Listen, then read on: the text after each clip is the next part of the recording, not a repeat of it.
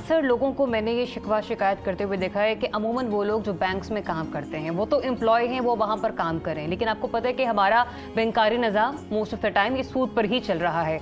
ऐसे में वो लोग जो वहाँ पर काम कर रहे हैं, तनख्वाहें ले रहे हैं, क्या उनकी कमाई भी फिर हराम हो गई? क्योंकि लोगों की तरफ से इस किस्म की ज़बान इस्तेमाल की जाती है अमूमन। बहुत अच्छा। हाँ, ये जो आपका सवाल है ये बहुत ज़्यादा महल इब्तिला है कि हमें पेश आता है। अब देखिए, अगर तो वो शख्स बैंक के जिस डिपार्टमेंट में काम कर रहा है उसकी ड्यूटी है कि वो हराम में के जो मामलात हैं वो लिखता है, या मसलन वो अकाउंट खोल रहा है कि जिसके अंदर सूदी सिस्टम चल रहा होता है, तो उसमें यकीनन वहाँ उसके लिए नौकरी करना हराम है।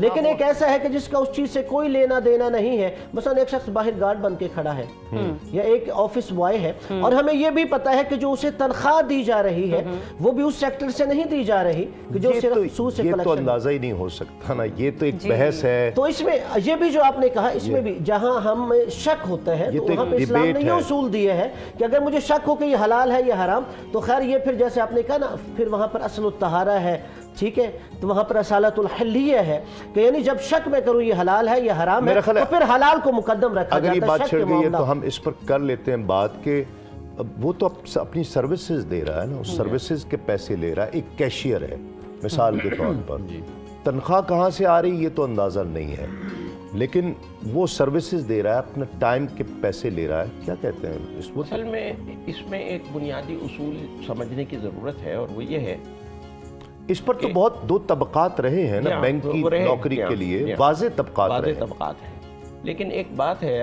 साबरी साहब, वो ये है कि हलाल या हराम ट्रैवल नहीं करता। ठीक, ट्रैवल नहीं करता से मुराद ये है कि अगर एक कमाई मैंने हराम तरीके से कमाई है, मसलन आपने मुझसे पैसे लिए हुए, मैंने आपसे पैसे लिए हुए, ठीक है ना, आप आते हैं मेरे पास कि भाई आपने पैसे लिए थे मुझे वापस कर दें।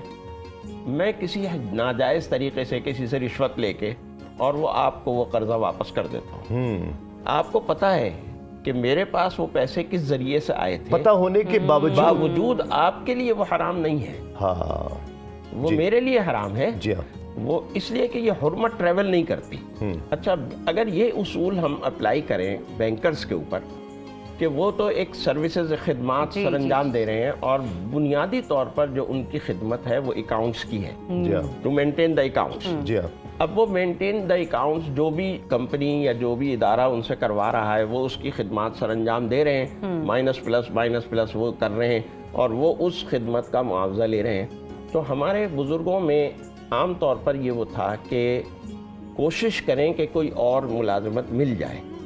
अगर कोई और मुलाजमत नहीं मिलती, क्योंकि उसमें एक इल्लत है कि वो सूद की गवाही में आ जाता इल्लत है। या तो इस एतबार से, यानी ये मेरे एक अजीज़ थे, उन्होंने कहा, तो मैंने उनको मशवरा दिया कि आप ऐसा करें, अपना ट्रांसफ़र इस्लामी बैंक में करवा लें। वाह, हमारा तो रसूल साहब फरमाना चाह रहे हैं। देखिए, पहली बात तो ये है कि इस्लाम अगर किसी चीज़ को हराम करार देता है तो उसमें बुनियादी वजह होती है इस्तेहसाल, एक्सप्लॉयटेशन। अब ये एक्सप्लॉयटेशन इस्लाम के नाम पर हो तो वो भी नाजायज़ है, इस्लाम के नाम पर ना हो तो वो भी नाजायज़ है। ठीक है। तो हमारा जो इस वक्त निज़ाम है, बैंकिंग निज़ाम, देखिए कि हर चीज़ उसमें ना हराम है ना हलाल है। ठीक है। इस चीज़ का फ़र्क समझकर, मिसाल के तौर पर इंश्योरेंस करवाते हैं तो इस पर भी अक्सर तौर पर ये फतवा दिया जाता है कि जी हराम है, उसमें तकाफुल आ गया ना। हाँ जी, लेकिन मैं ये समझता हूँ कि वो जायज़ है, और मैंने अपने बच्चों की इंश्योरेंस करवाई है अपनी भी। तो जब रियासत एक चीज़ की ज़िम्मेदारी नहीं लेती तो फिर वो इदारे होते हैं जो आपकी कफ़ालत करते हैं या आपको सपोर्ट करते हैं मुश्किल वक्त में। ठीक है। तो इसमें मेरे ख्याल है हलाल हराम का मामला नहीं है।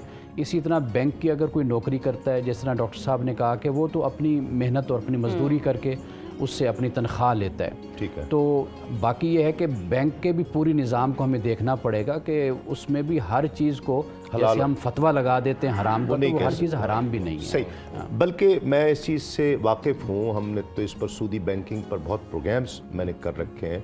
ये दोनों आरा, डॉक्टर साहब ने भी जो फरमाया, अल्लामा साहब ने भी, दोनों आरा मौजूद हैं और दोनों के अपने अपने दलाइल हैं, दोनों के हामी हैं और ये दोनों बातें अपनी अपनी जगह पर दोनों सही मौक़िफ़ है। लेकिन वाज़े अगर जिस मामले में कोई दलील ना हो या वाज़े कोई अल्लाह ताला की कतई कोई बिल्कुल हुर्मत सही, ना हो, तो बिल्कुल वहाँ सही। पर फिर सहूलत का रास्ता, रुख़सत का रास्ता मौजूद होता है।